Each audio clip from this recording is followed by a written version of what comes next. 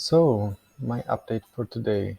I did a lot of coding, but now I tried to write myself like a little summary of what's the current state of things. And for that, I basically tried to capture a little bit the architecture that we're trying to build, which is kind of the architecture that is like we built a system that uses peer-to-peer technology and a blockchain. Our peer-to-peer technology uses Hypercore or is Hypercore, and we use Substrate for the blockchain part. So that's not a typical architecture or a traditional architecture. And like that's my approach for now to translate that into our stack. So let me quickly go through.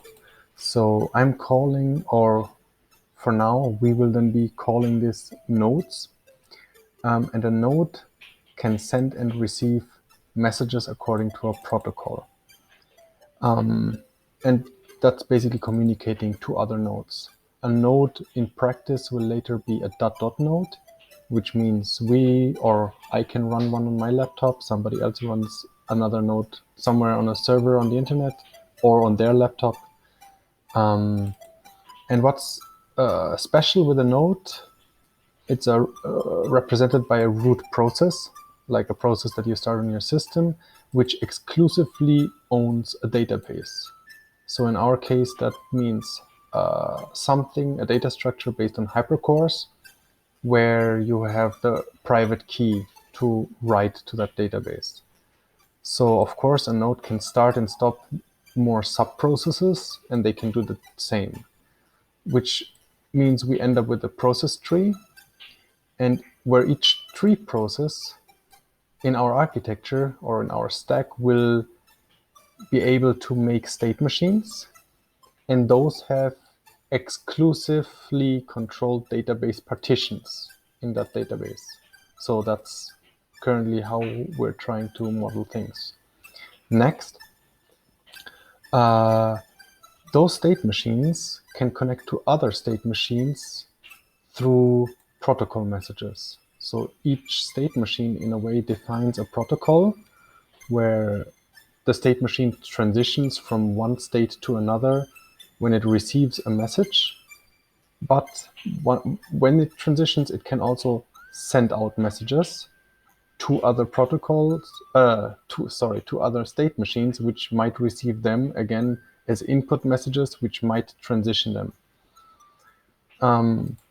So to connect to other tree processes, because we're saying a node is basically like a process tree, we connect to other tree process state machines also through protocol messages. So that's kind of the same logic. The state machines can be many inside a process, but also between the process boundaries, we use those state machines, which will be sending and receiving messages. Of course, the state machines themselves, they are supposed to model some complex decision logic,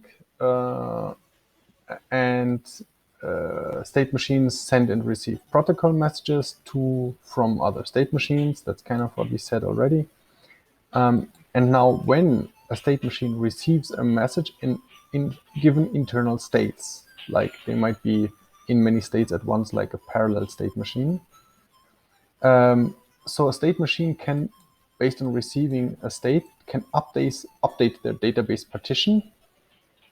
Of course, they can then transition their internal states or internal state. Usually it's probably just a single state. That's what I'm kind of assuming. And then in the end, they send out protocol messages to other state machines, or rather, the other goes here in parentheses, it could be even to themselves, where you could imagine a transition from one state to itself. Where a message, of course, has some content and complies to some certain JSON schema. That's what we will probably go with, because that's what Frazee is using in his Citizen project. And I think JSON schema will work in any language. So if there will be other node implementations later on,